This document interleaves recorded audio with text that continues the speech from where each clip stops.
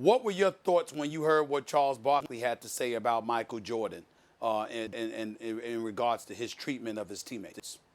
Well, look, everybody's got a take on Michael and how rough he was on teammates. I mean, that's a large prosecution. Part. What's that? Selective prosecution was the words he used. Selective prosecution. That's what Barkley said. Yes. Look, everybody had a different leadership style. Part of the reason for this documentary, the reason it exists, is because Michael decided, okay, I'm going to be able to sort of control the conversation in terms of why I did what I did and how I did it. And he comes out and says, and Stephen A., you know you've had this conversation with him. He wasn't trying to adopt anybody else's leadership style. He was going to do this his way. And when it worked, then you had to buy in. You heard him during, I thought, the most effective part of The Last Dance, the part that made me reach for a notebook and put my reporter hat back on, is when Michael said, winning has a price. And if you don't want to buy into the mentality I am using here, get out. It's going to be hell for you, I think was the phrase. And so you see all those teammates, You see Will Perdue, you see Winnington, and those guys said, at the time, did it seem like he crossed the line? Yes. As time went on, did we think he was a great teammate? Yes. This is not, look, you can have whatever take you want to have on it, and I understand Charles's take because it was different. But nobody else in that time went as much. I mean, Magic and Kareem on the way in, but it worked. And so I even sit there, it's interesting, I'm watching in real time. I did not watch all the episodes in advance like most people in our business. I wanted to watch them in real time with my son, who's a 12-year-old basketball player. And his eyes get so big when Michael says certain things to his teammates. We are watching the unedited version. We're not watching the PG-rated version of The Deuce. And he's like, wow. He said, Dad, did he have to do that with his teammates? And I'm like, I don't know if he had to, but it worked. They won. They didn't win occasionally. They didn't win 3 and then lose 2 that they should have won, say, like Golden State. They won. And Jordan's way worked. And so I understand Charles's take on it, or if anybody else has a take on it, but I understand Michael's as well. He's giving us his take through these 10 parts in this series. In a way, the football parallel to Jordan is actually a coach's Belichick, where his way is not the fun way, it just works the best. But Michael, I want to ask you about something that the documentary, the last couple episodes, kind of got across, that Seattle was a hopeless underdog in that finals.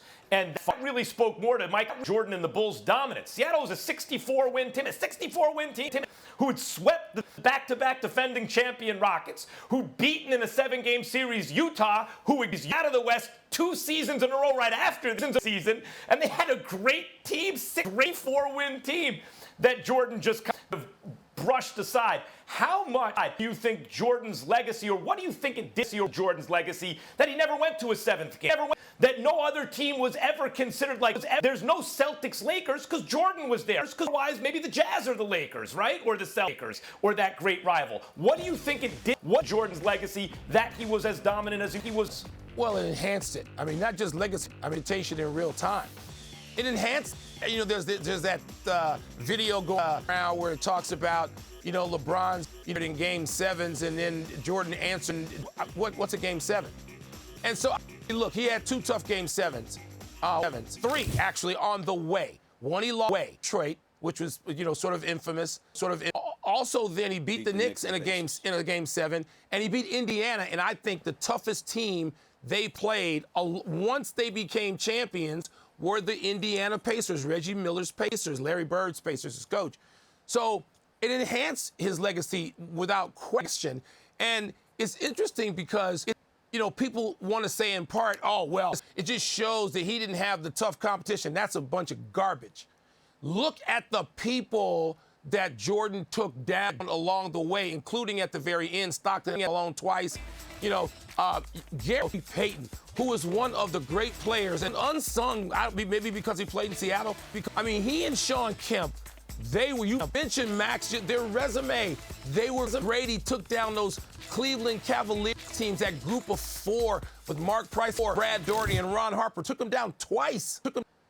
So the list of victims is unbelievable. I wrote about that last week. So I don't want to hear from people that, people that couldn't get him to a Game 7, so maybe therefore, so it points that they were lightweights. It does not do any such thing.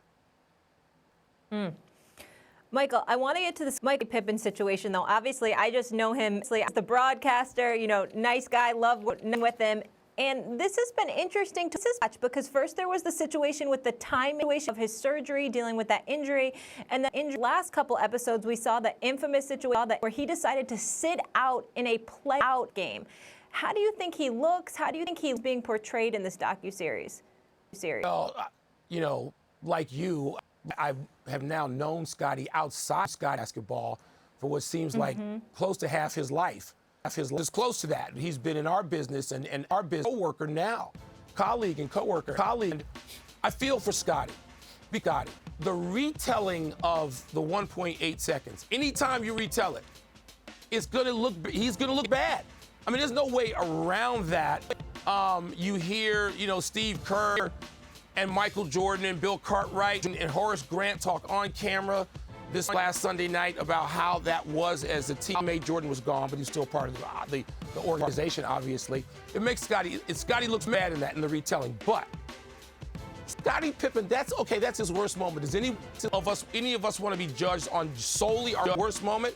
Scottie Pippen is one of two players who was in that outfit for all 6 championships. 2, Michael, Scottie. And my position is not just his Robin to Michael's Batman. It's more like Lou Gehrig to Jordan's Babe Ruth. Again, looks bad. You can't make excuses for that episode. But Scottie Pippen's got such a body of work. My God, he's got years worth of work. If that was all he had, or he had that and a couple of trips to the finals where they lost, then you couldn't make this argument.